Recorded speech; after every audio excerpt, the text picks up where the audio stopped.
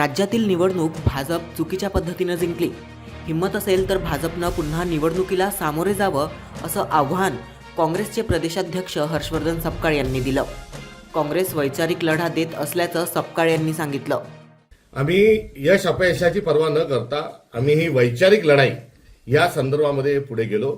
या निवडणुकीमध्ये आम्ही स्वबळावर जिथे शक्य आहे तिथे स्वबळावर, जिथे आघाडी शक्य असेल तिथे आघाडी ही भूमिका घेऊन गेलो।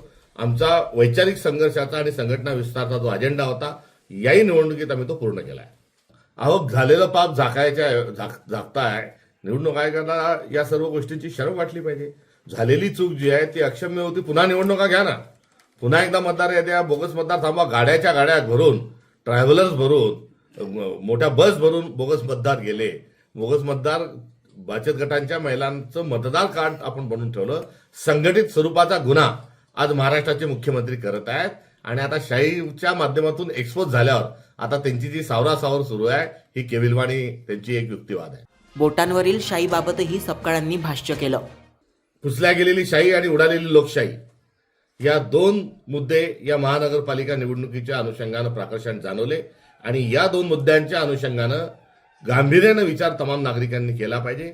संविधानिक पद्धतीनं या देशाचा कारभार चालला पाहिजे। मात्र भारतीय जनता पार्टी ही पुसलेली शाही आणि पुसलेली लोकशाही ही पुढे रेटत असताना अराजकतेच्या खाईत देशाला घेऊन चालली आहे असं म्हटल्यास चुकीचं ठरणार नाही। निवडणूक निकालात सत्तेच्या गैरवापराबाबतही सपकाळ यांनी टीका केली।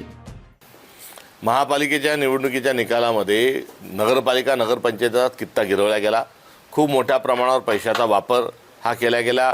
बोगस मतदानात झालं। मात्र इथं पण आमचा कार्यकर्ता हा जमिनीत पाय रोवून हा खंबीर स्वरूपात उभा होता। कुठल्याही प्रकारची तडजोड न करता आम्ही अत्यंत कर्मठतेने ही निवडणूक लढलो आणि सुमारे 350 नगरसेवक हे काँग्रेस पक्षाचे निवडून येतील। 5 ठिकाणी काँग्रेसचा महापौर होईल आणि 10 ठिकाणी आम्ही सत्तेत सहभागी राहू असं एकंदरीत चित्र आहे।